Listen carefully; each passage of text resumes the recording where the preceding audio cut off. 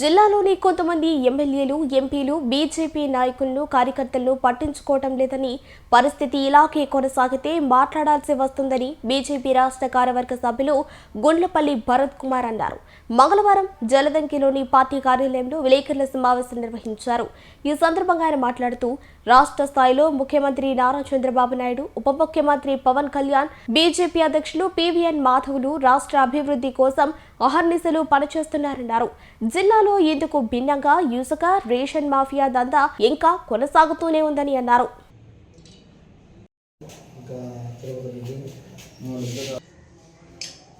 కూటమి ప్రభుత్వం వచ్చిన తర్వాత రాష్ట్ర వ్యాప్తంగా అనేకమైనటువంటి అభివృద్ధి కార్యక్రమాలు జరుగుతున్నటువంటి పరిస్థితి మనందరం కూడా తెలుసు. ఒకవైపు మన ముఖ్యమంత్రి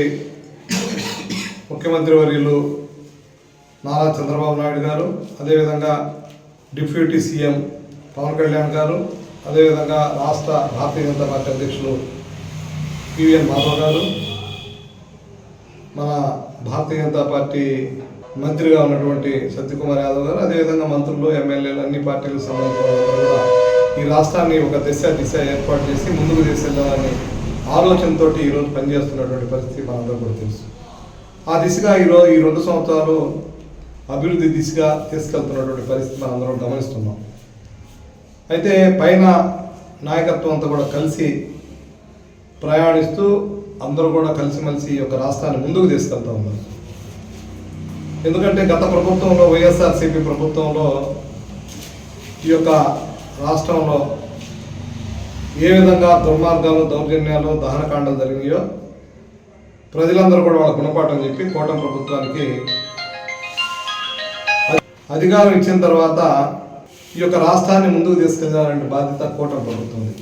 అయితే మనం చూస్తూ ఉన్నాం, ఈరోజు జరుగుతున్నటువంటి పరిస్థితుల్లో కూటమి ప్రభుత్వంలో భారతీయ జనతా పార్టీ కార్యకర్తల్ని విస్మరిస్తున్నారు. నాయకులు కానీ, కార్యకర్తలు కానీ ఏ ప్రాంతంలో కూడా ఈ జిల్లాలో కలుపుకొని పోయేటటువంటి పరిస్థితి కనిపించలేదు. అంటే కూటమిలో భారతీయ జనతా పార్టీ ఉందా లేదనే ఒక ఆలోచన ఈ లోకల్గా ఉన్నటువంటి జిల్లాలో ఉన్నటువంటి ఎంపీలు కానీ, ఎమ్మెల్యేలు అందరూ కూడా ఆలోచన చేయాలి. ఏదో ఒకరిద్దరిని ఎక్కడెక్కడ మాట్లాడుకొని ముందుకు పోవడం తప్ప ప్రతి గ్రామంలో ఉన్నటువంటి మా భారతీయ జనతా పార్టీ కార్యకర్తలను బలం తిట్టేటువంటి పరిస్థితి కనిపించలేదు. అందువల్ల రాబోయేటటువంటి పరిస్థితుల్లో తప్పనిసరిగా భారతీయ జనతా పార్టీ నాయకులకు కానీ, కార్యకర్తలకు కానీ సముచిత స్థానం కల్పించాలని భారతీయ జనతా పార్టీ డిమాండ్ చేస్తుంది. ఎందుకంటే నామినేట్ పోస్టులు కావచ్చు, అదేవిధంగా రాబోయేటటువంటి స్థానిక సంస్థల ఎలక్షన్లో కావచ్చు, అభివృద్ధి కార్యక్రమాల్లో కావచ్చు, సంక్షేమ పథకాల్లో కావచ్చు, అన్నింటిలో కూడా భారతీయ జనతా పార్టీని కలుపుకొని పోవాలని ఏదైతే ఈ జిల్లాలో ఉన్నటువంటి కొంతమంది ఎమ్మెల్యేలకి తెలియజేస్తున్నారు. ఎందుకంటే కొంతమంది పట్టించుకోవట్లేదు. మా కార్యకర్తలు కష్టపడి వారి జేబులో డబ్బులు ఖర్చు పెట్టుకొని పనిచేసేటువంటి స్వచ్ఛమైనటువంటి కార్యకర్తలు, వాళ్ళ కోసం పార్టీ ఎక్కడా కూడా తగ్గే ప్రసక్తే లేదు. దానికోసం ఎంత దూరమైన పనిచేసేటువంటి పరిస్థితి తీసుకెళ్తామని చెప్పి తెలియజేస్తున్నాం. అయితే ప్రభుత్వం మారింది, కూటమి ప్రభుత్వం వచ్చింది. మన ముఖ్యమంత్రి, మన ఉప ముఖ్యమంత్రి, మా రాష్ట్ర అధ్యక్షులు, అదేవిధంగా మా మంత్రివర్యులు అందరూ కూడా, ఎమ్మెల్యేలు అందరూ కూడా తపన పడుతున్నారు ఈ రాష్ట్రాన్ని ముందుకు తీసుకెళ్ళాలి. కానీ వ్యవస్థ మారింది, ప్రభుత్వం మారింది, కానీ అధికారులు మాత్రం ఈ రాష్ట్రంలో యథేచ్ఛగా అవినీతిని ప్రోత్సహిస్తూ ఉన్నారు.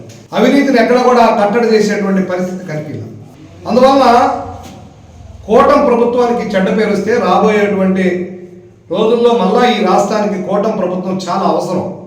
ఎందుకంటే అభివృద్ధి తీసుకెళ్లాలంటే, ఈ రాష్ట్రాన్ని ముందుకు తీసుకెళ్లాలంటే, కేంద్రాన్ని నుంచి నిధులు తీసుకొచ్చి డబుల్ ఇంజిన్ సర్కారు ముందుకు పోవాలంటే ఇక్కడ ప్రజలందరూ కూడా, మనం అందరం కూడా సేవ చేయాల్సినటువంటి అవసరం ఉంది.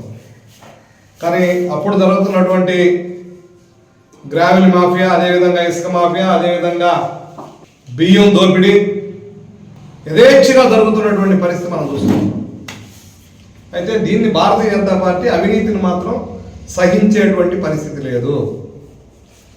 దీన్ని మేము అందరం కూడా రిక్వెస్ట్ చేస్తున్నాం, ఎమ్మెల్యేలు అందరం కూడా దీన్ని అరికట్టాలి.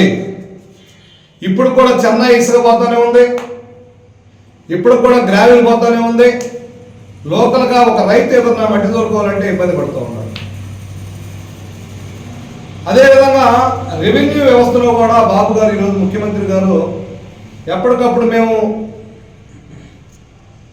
ఏదైతే పాస్బుక్ ఇమీడియట్లీ ఇవ్వని చెప్పి చెప్పడం జరిగింది, కానీ రైతులకు ఆ పరిస్థితి కనిపించలేదు. ఆ రోజు ఏదైతే ఈ రేషన్ బియ్యం అమ్ముతున్న వ్యాపారస్తులు ఉన్నారో ఆ రోజు వాళ్ళే బిజినెస్ చేస్తున్నారు, ఈ రోజు కూడా వాళ్ళే బిజినెస్ చేస్తున్నారు. ప్రభుత్వం మారింది కానీ వ్యాపారస్తులు ఎక్కడ మారలా, దోపిడీ ఎక్కడ మారలా. అందువల్ల దీనికి అడ్డుకట్టేయాలి. పైన ఉన్నటువంటి అధికారులందరూ కూడా, పైనటువంటి మా నాయకులందరూ కూడా ఈ రాష్ట్రం కోసం పనిచేస్తున్నటువంటి పరిస్థితి.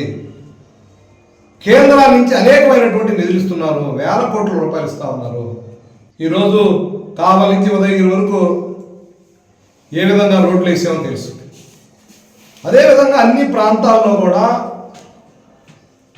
రోడ్స్ అన్నీ కూడా ఈరోజు డెవలప్ చేస్తున్నటువంటి పరిస్థితి. అందువల్ల నేను కొంతమంది ఎమ్మెల్యేలు అందరూ కూడా, కొంతమంది ఎంపీలకు కూడా చెప్పేది ఏంటంటే, మీ యొక్క ఆలోచన తప్ప అభివృద్ధి ఒకవైపు తీసుకొని పోతూ అదేవిధంగా అవినీతిని కూడా అరికట్టాలని కోరుతూ ఉన్నాను. అదేవిధంగా భారతీయ జనతా పార్టీ కార్యకర్తల్ని గుర్తించకుండా వాళ్ళ భుజం తట్టకపోతే రాబోయే రోజుల్లో మేము గట్టిగా మాట్లాడాల్సినటువంటి అవసరం వస్తుందని చెప్పి కూడా తెలియజేస్తున్నాం.